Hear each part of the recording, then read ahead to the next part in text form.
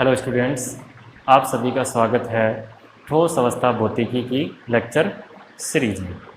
आज हम बात करते हैं क्रिस्टल एनर्जी। क्रिस्टल एनर्जी क्या होती है?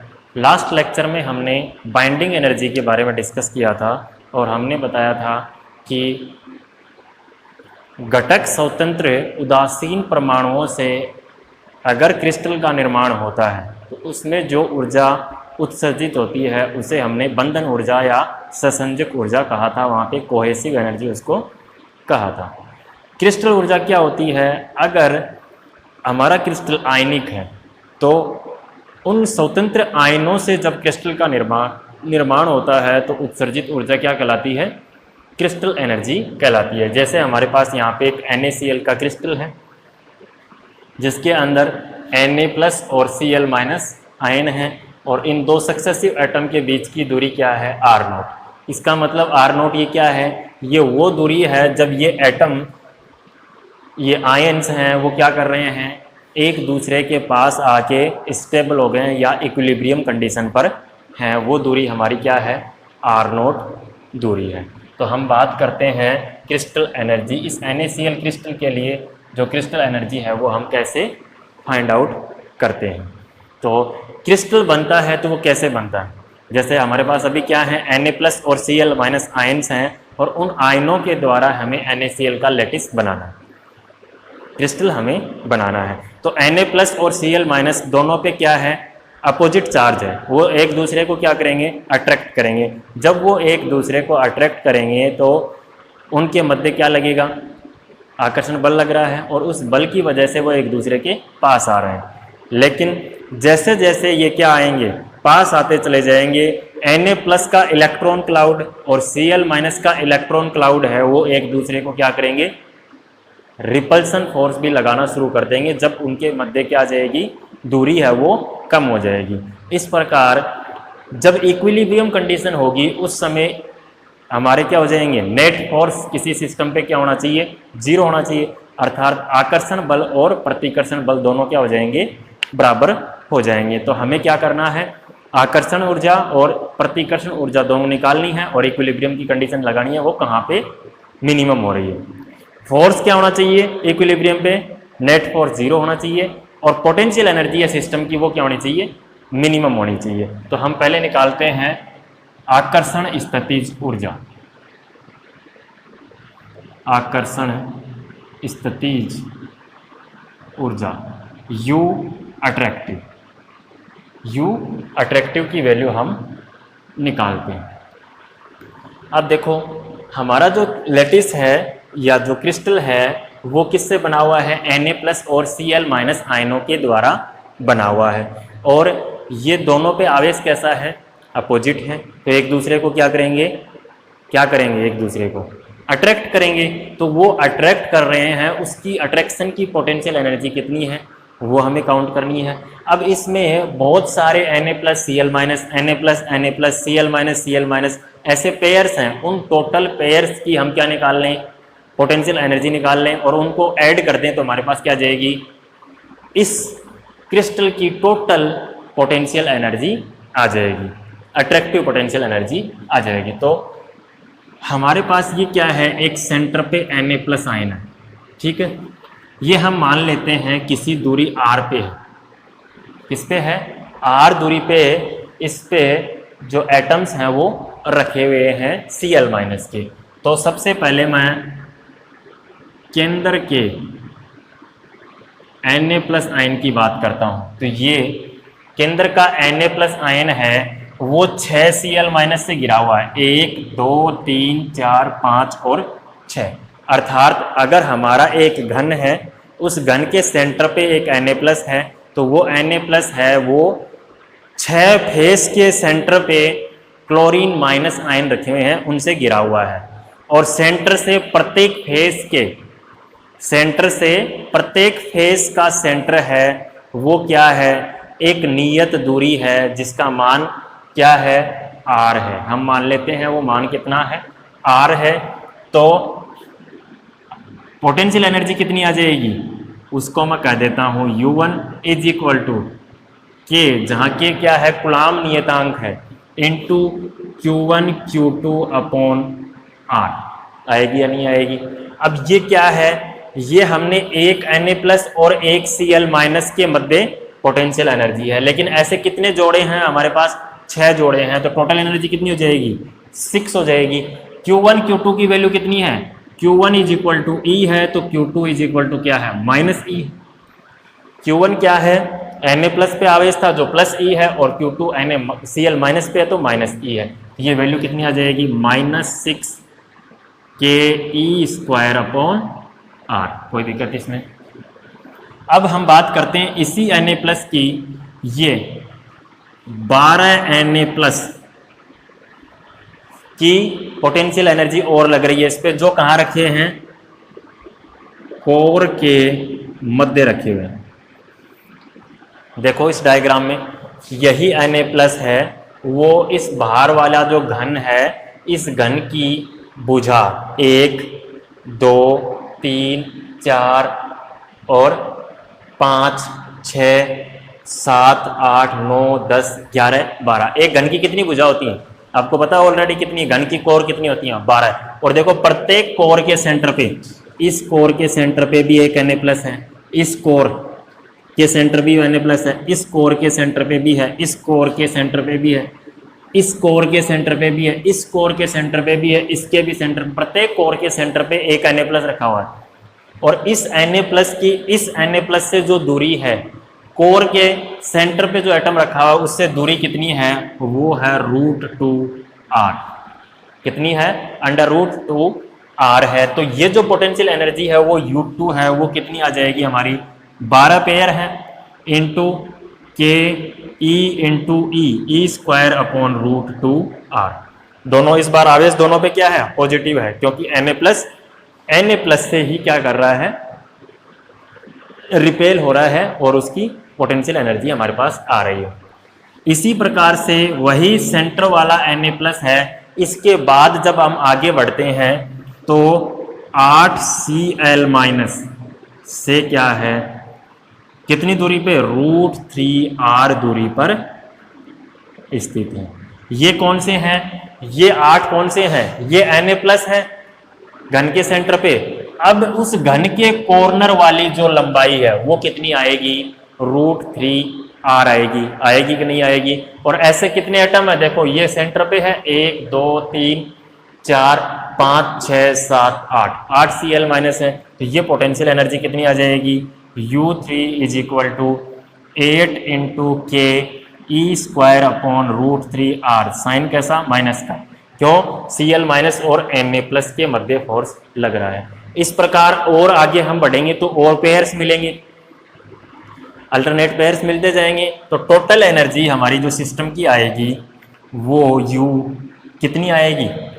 U1 plus U2 plus U attractive है ना, हमारी जो total energy U attractive, U1 plus U2 plus U3 plus U4 plus dot dot dot आएगी।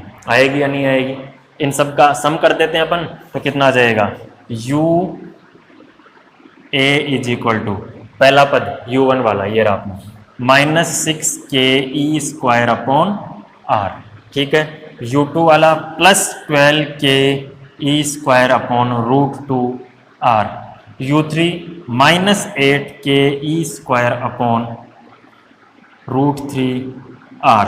नेक्स्ट फिर 6 के e square upon √4r minus, इस तरीके से इसमें टर्म्स आते चले जाएंगे। तो टोटल पोटेंशियल एनर्जी है, अट्रैक्टिव पोटेंशियल एनर्जी UA, वो कितनी आएगी? देखो -के ई स्क्वायर अपॉन r, मैंने कॉमन ले लेता हूँ, इसमें क्या बच रहा है? पहला पद 6, माइनस का साइन बाहर ले लिया तो यहाँ क्या आएगा?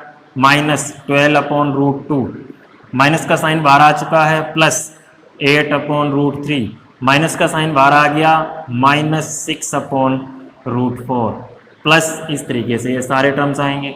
अब ये देखो ये क्या है? एक कांस्टेंट राशि आएगी, इन सबको जोड़ेंगे तो उस कांस्टेंट राशि को मैं बोल देता हूँ क्या है? वो अल्फा है। तो U अट्रैक्टिव इजिकल टू कितना आ जाएगा? -के अल्फा ई स्क्वायर अपॉन r, जहाँ अल्फा क्या है हमारा? ये है 6 - 12 upon √2 plus 8/√3 minus 6/√4 plus dot dot dot, ये हमारा वैल्यू है किसकी, एल्फा की। इस एल्फा को हम क्या कहते हैं, मेडुलंग कांस्टेंट। क्या कहते हैं, मेडुलंग नियतांक। ये हमारा क्या है, मेडुलंग नियतांक। तो ये हमारी आ गई है अट्रैक्टिव पोटेंशियल एनर्जी। जब हमारे Na+ और Cl- आयन हैं वो एक दूसरे के पास आ रहे हैं तो टोटल अट्रैक्टिव पोटेंशियल एनर्जी हमारी क्या आ गई, -α/Ke²/R, जहां एल्फा क्या कहलाता है, मेडुलंग कांस्टेंट कहलाता है। अभी जैसा कि मैंने पहले आपको बताया था, जब आयन से एक दूसरे के पास आएंगे तो उनकी जो कोर हैं, जो इलेक्ट्रॉन क्लाउड है, वो क्या करेगा, एक दूसरे को रिपेल करेगा। तो उसकी वजह से क्या आएगी, एक रिपल्सिव एनर्जी भी आएगी। तो उस रिपल्सिव एनर्जी की बात हम कर लेते हैं।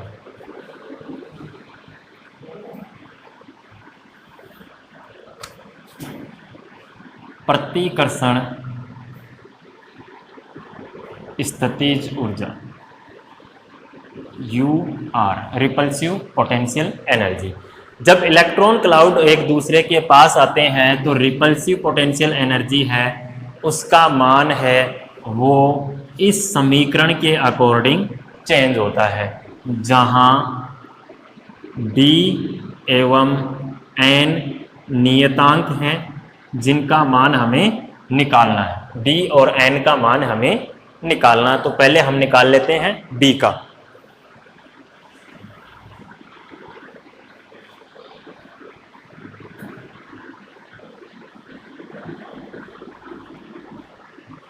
तो B का मान निकालने के लिए पहले मैं क्या लिख लेता हूं, इस क्रिस्टल की टोटल एनर्जी U लिख लेता हूं। क्रिस्टल की कुल स्थितिज ऊर्जा U है वो किसके बराबर आएगी, U attractive plus U repulsive. U attractive की वैल्यू कितनी थी, -α/Ke²/R। U रिपल्सिव कितनी है, +D/R⁴ अब हमें पता है जो क्रिस्टल एनर्जी क्या है, वो है इक्विलिब्रियम के ऊपर सिस्टम की जो एनर्जी है वो हमारी क्या कहलाती है, क्रिस्टल एनर्जी कहलाती है। और इक्विलिब्रियम की कंडीशन में हमारी जो पोटेंशियल एनर्जी है वो क्या होनी चाहिए, मिनिमम होनी चाहिए। इसका मतलब क्या आ जाएगा, साम्य अवस्था प्रतिबंध से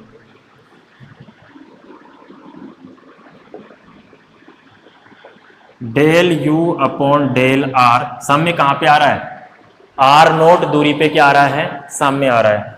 eight R = R0 must be equal to 0, ये 0 के बराबर होना चाहिए।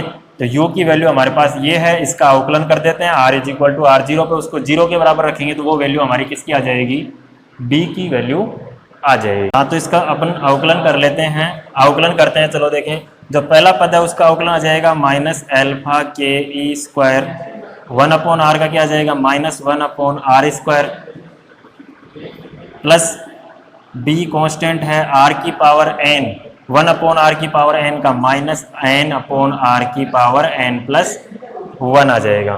ठीक है, तो माइनस माइनस प्लस हो गया, α/Ke²/R² -nB/R⁴n+1। ये हमारा क्या आ गया है, अवकलन। ये कहाँ पे करना था हमें, R = R0 पे इसकी वैल्यू क्या आएगी, 0 के बराबर आएगी।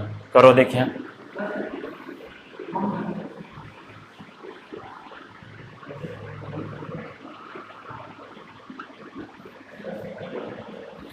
रख दो इसमें R = R0, तो हमारे पास क्या आएगा, α/Ke²/R0² -nB/R⁴n+1 = 0। यहाँ से हमें B की वैल्यू चाहिए, तो मैं लिख सकता हूँ कि इसको α/Ke²/R0² nB/R⁴n+1। तो B की वैल्यू हमारी कितनी आ जाएगी, α/Ke²R0n+1 डिवाइडेड बाई R0², और n भी क्या चला जाएगा, इसके हर में चला जाएगा। तो R0² ऊपर जाएगी तो यह क्या बन जाएगा, B = α/Ke²R0n-1 divided by n। ये B की वैल्यू आ गई। इसको हम बोल देते हैं समीकरण 1। b का मान समीकरण 1 में रख लेते हैं। मान समीकरण 1 में रखने पर हमारे पास क्या आएगा, u is equal to minus alpha के e square upon r plus b upon r 1 upon r की पावर n, और b की वैल्यू हम यहाँ रख देते हैं। b की वैल्यू कितनी है, एल्फा के e square upon n r nought की पावर n माइनस 1। तो u हमारा कितना आ जाएगा, माइनस एल्फा के e square upon are, common निकाल लेते हैं दोनों में से, इसमें भी है ये टर्म, इसमें भी है, तो क्या बचेगा, इधर तो बच गया 1 और यहाँ बच गया हमारा प्लस, माइनस साइन बाहर लिया तो यहाँ क्या आ जाएगा माइनस, और r कॉमन निकाल लिया तो एक पावर कम हो जाएगी इसकी, 1 अपॉन आर की पावर n माइनस 1, और क्या है n, और ऊपर क्या है r नोट की पावर n माइनस 1। इसको लिख सकते हैं क्या अपन, u is equal to minus alpha के e square upon r into 1 minus 1 upon n r note upon r की पावर n माइनस 1। ये हमारी क्या आ जाएगी, पोटेंशियल एनर्जी आएगी, कहाँ पे, इक्विलिब्रियम पर, और इसी पोटेंशियल एनर्जी को हम क्या कहते हैं, क्रिस्टल एनर्जी। क्या कहते हैं, क्रिस्टल एनर्जी या क्रिस्टल ऊर्जा। क्यों कहते हैं, क्योंकि क्रिस्टल ऊर्जा की परिभाषा क्या थी, जब आयंस हैं वो एक दूसरे के पास आते हैं तो साम्य की स्थिति में पोटेंशियल एनर्जी क्या हो जाती है, मिनिमम हो जाती है। अर्थात ये भी कह सकते हैं अपन, स्वतंत्र घटक आयनों को एक दूसरे के पास लाने के लिए, क्रिस्टल जालक का निर्माण करने के लिए जितनी एनर्जी रिलीज होती है वो एनर्जी कितनी आएगी हमारी, ये आएगी, जिसको हम क्या कहते हैं, क्रिस्टल एनर्जी कहते हैं। इसके बाद बोर्न और मेयर नाम के दो साइंटिस्ट थे, उन्होंने कहा कि जो प्रतिकर्षण ऊर्जा है वो इस प्रकार से चेंज नहीं होती है, जैसा अभी हमने सोल्व किया वैसा नहीं होता। उन्होंने बताया कि जो रिपल्सिव एनर्जी है वो इस फॉर्मूले पे डिपेंड करती है। किस पे डिपेंड करती है, बी ई की power minus r upon rho. यहाँ भी बी और रो क्या है, नियतांक हैं जिनके मान हमें निकालने हैं।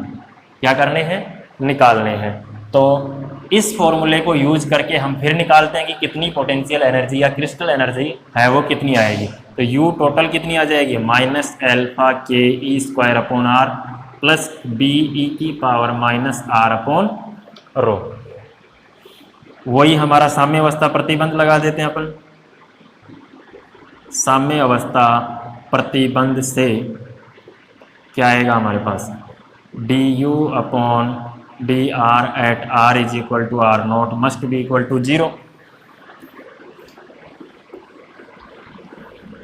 करो देखिए इसका अवकलन, माइनस एल्फा के ई स्क्वायर 1 अपॉन आर का minus 1 upon r square, b constant राशि ई की power minus r upon rho, और ई की power minus r upon rho का क्या आ जाएगा, माइनस 1 अपॉन रो आ जाएगा।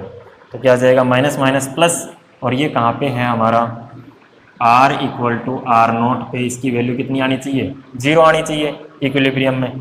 तो एल्फा के e square upon r note square, r equal to r nought रखना अपने को, और ये माइनस बी ई की power minus r note upon rho divided by rho must be equal to 0। हमें क्या चाहिए, b की वैल्यू चाहिए, निकाल लेते हैं।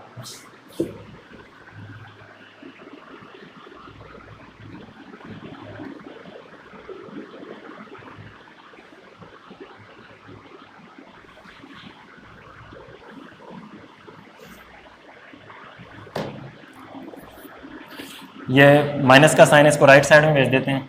तो एल्फा के e square upon r note square is equal to b e की power minus r note upon rho divided by rho. तो यहाँ से बी हमारा कितना आ जाएगा, एल्फा के e square upon r note square into rho upon e की power minus r note upon rho. ये b की वैल्यू हमारी इस समीकरण 2 में रख देते हैं। समीकरण 2 में b का मान रखने पर रखो, देखें u is equal to minus alpha के e square upon r plus e की power minus r upon rho, और b का मान कितना है, एल्फा के e square upon r note square rho upon e की power minus r note upon rho. क्या आ जाएगा, u is equal to minus alpha के ई स्क्वायर, कॉमन ले लेते हैं अपन, तो क्या बचेगा 1 अपॉन आर पहला पद तो, और दूसरा पद माइनस साइन बाहर निकाला तो क्या जाएगा, माइनस एल्फा के स्क्वायर बाहर आ चुका है, क्या बच रहा है हमारे पास, rho upon r note square, और क्या बच रहा है e की power minus r upon rho, और इसको मैं ऊपर लेके जाऊंगा तो प्लस बन जाएगा e की power r note upon rho. ये क्या, इसको लिख सकते हैं अपन u is equal to minus alpha के ई स्क्वायर, और r भी मैं बाहर निकाल लेता हूँ इसमें, तो क्या बचेगा 1 माइनस r, जैसे ही बाहर निकाला ये क्या बन जाएगा, rho r upon r note square, और e की पावर इसमें से भी माइनस बाहर निकाल लेता हूँ तो r minus r note upon rho. ये हमारी क्या आ गई है, पोटेंशियल एनर्जी, जिसको हम क्या कहते हैं, क्रिस्टल एनर्जी। आगे जब हमने रिपल्सिव पोटेंशियल एनर्जी थी यू आर, वो हमने b अपॉन आर की पावर n मानी, तब तो हमारी क्रिस्टल एनर्जी ये आई है। जब हमने repulsive potential energy u r का मान b e की power minus r upon rho माना है, तब हमारी पोटेंशियल एनर्जी है वो ये आई है। अब इन दोनों के अंदर देखो, हमने जो पोटेंशियल एनर्जी का टर्म था वहाँ b था, वो b हमने दोनों में से हटा लिया, लेकिन एक एक पैरामीटर अभी भी बचा हुआ हमारे पास, इसमें रो बचा हुआ है और इसमें भी, इसमें n बचा हुआ है। इनकी वैल्यू हमें चाहिए। अब क्या चाहिए, रो और n की वैल्यू चाहिए, जिनको हम क्या करते हैं, कहते हैं प्रतिकर्षी घातांक कहते हैं। क्या कहते हैं, प्रतिकर्षी घातांक उनको कहते हैं, जो हम नेक्स्ट लेक्चर में फाइंड आउट करेंगे। Thank you.